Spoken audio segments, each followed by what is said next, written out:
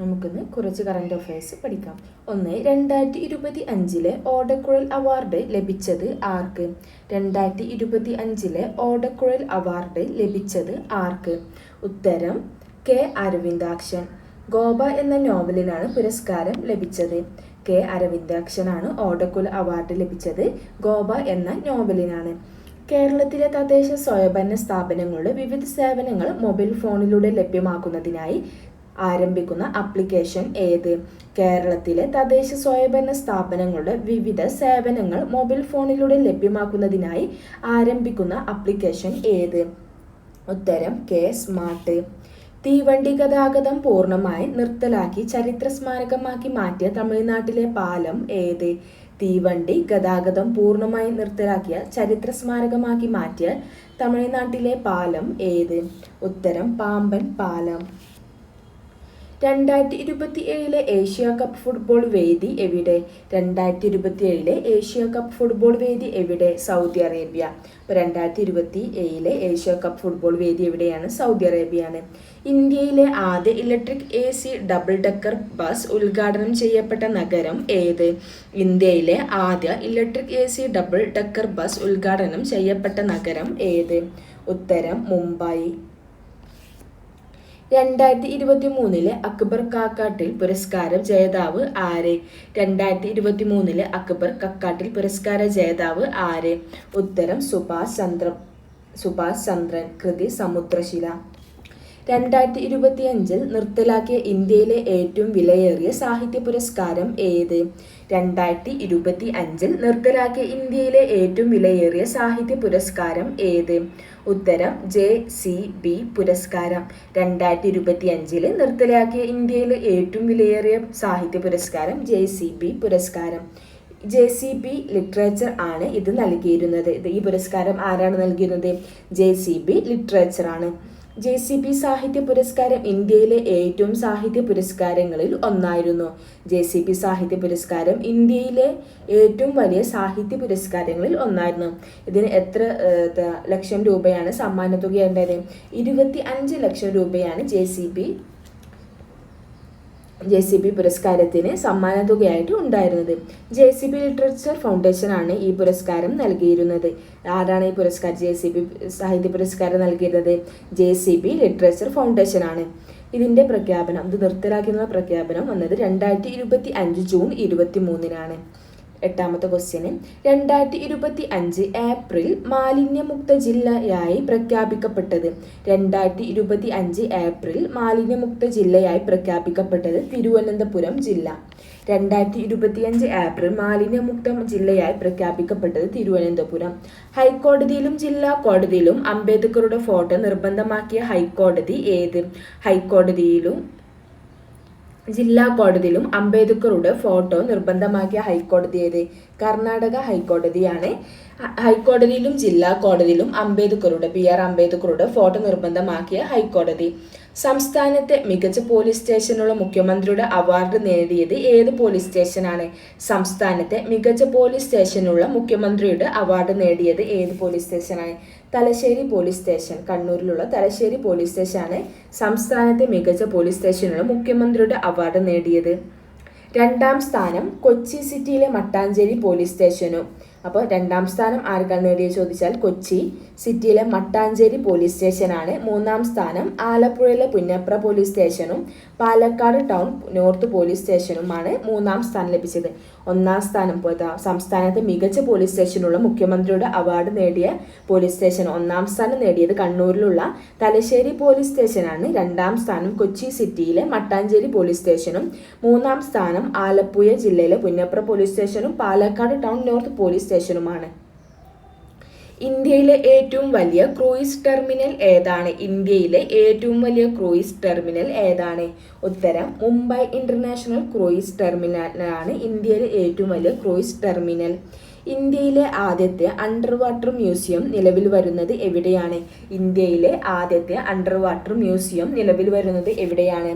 മഹാരാഷ്ട്ര. കന്നഡ ഭാഷയിൽ പ്രസിദ്ധീകരിക്കപ്പെട്ട മഹാകാവ്യം ഉള്ളൂർ S. പരമേശ്വര അയ്യരുടെ മഹാകാവ്യം ഏത്? കന്നഡ ഭാഷയിൽ പ്രസിദ്ധീകരിക്കപ്പെട്ട മഹാകാവ്യം ഉള്ളൂർ S. പരമേശ്വര അയ്യരുടെ മഹാകാവ്യം ഏത്? ഉമ കേരളം. ശമ്പളത്തോടു കൂടിയ ആർത്തവ അവധിക്ക് അംഗീകാരം നൽകുന്ന യൂറോപ്പിലെ ആദ്യ രാജ്യം ഏത്? ശമ്പളത്തോടു കൂടിയ ആർത്തവ അവധിക്ക് അംഗീകാരം നൽകുന്ന യൂറോപ്പിലെ ആദ്യ രാജ്യം ഏത്? അപ്പോൾ ശമ്പളത്തോടു കൂടിയ ആർത്തവ അവധിക്ക് അംഗീകാരം നൽകുന്ന യൂറോപ്പിലെ ആദ്യ രാജ്യം സ്പെയിനാണ്. പാസ്പോർട്ട് നടപടിക്രമങ്ങൾ വേഗത്തിൽ ആക്കുന്നതിനായി കേന്ദ്ര വിദേശകാര്യ മന്ത്രാലയം പുറത്തിറക്കിയ ആപ്ലിക്കേഷൻ ഏത്? പാസ്പോർട്ട് നടപടിക്രമങ്ങൾ വേഗത്തിലാക്കുന്നതിനായി കേന്ദ്ര വിദേശകാര്യ മന്ത്രാലയം പുറത്തിറക്കിയ ആപ്ലിക്കേഷൻ പാസ്പോർട്ട്. അപ്പോൾ പാസ്പോർട്ട് നടപടിക്രമങ്ങൾ വേഗത്തിലാക്കുന്നതിനായി കേന്ദ്ര വിദേശകാര്യ മന്ത്രാലയം പുറത്തിറക്കിയ ആപ്ലിക്കേഷനാണ് പാസ്പോർട്ട്. 2023 ഫെബ്രുവരിയിൽ ഏതു രാജ്യത്തു നിന്നാണ് 12 ചീറ്റകളെ മധ്യപ്രദേശിലെ കുനോ നാഷണൽ പാർക്കിൽ എത്തിച്ചത്?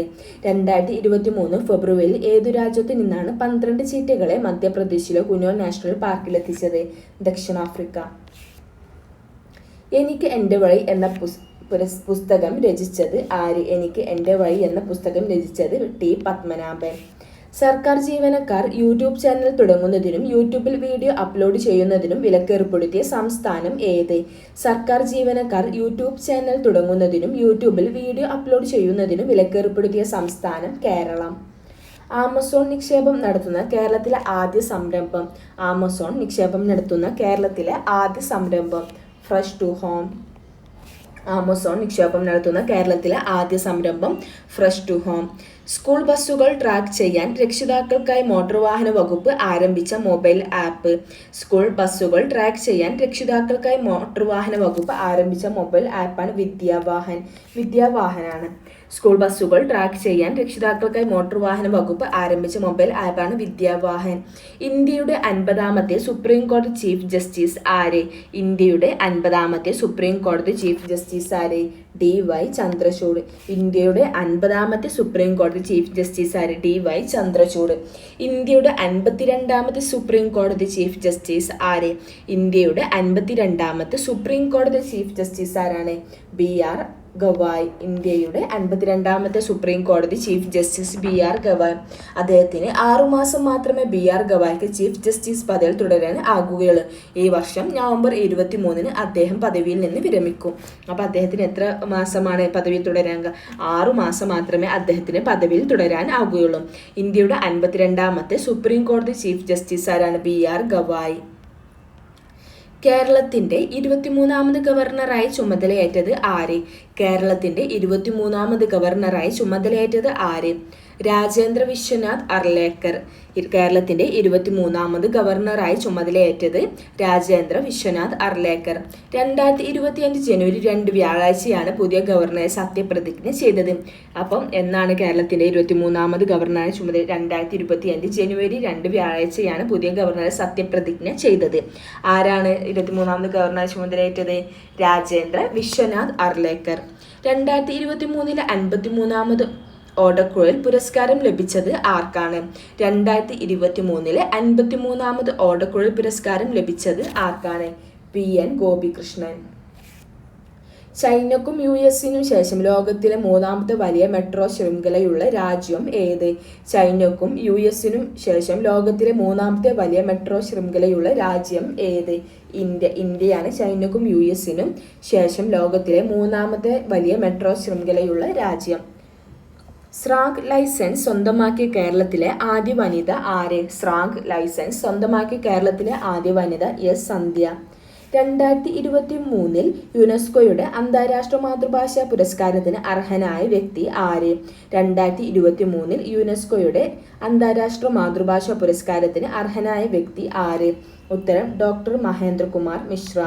2023 യുനെസ്കോയുടെ അന്താരാഷ്ട്ര മാതൃഭാഷാ പുരസ്കാരത്തിന് അർഹനായ വ്യക്തി ഡോക്ടർ മഹേന്ദ്രകുമാർ മിശ്ര. 2024 മികച്ച യാത്രാ വിവരണത്തിനുള്ള കേരള സാഹിത്യ അക്കാദമി പുരസ്കാരം ലഭിച്ച ആരോഹണം ഹിമാലയം എന്ന കൃതി രചിച്ചത് ആരാണ്? 2024 മികച്ച യാത്രാ വിവരണത്തിനുള്ള കേരള സാഹിത്യ അക്കാദമി പുരസ്കാരം ലഭിച്ച ആരോഹണം ഹിമാലയം എന്ന കൃതി രചിച്ചത് ആരാണ്? KR അജയൻ.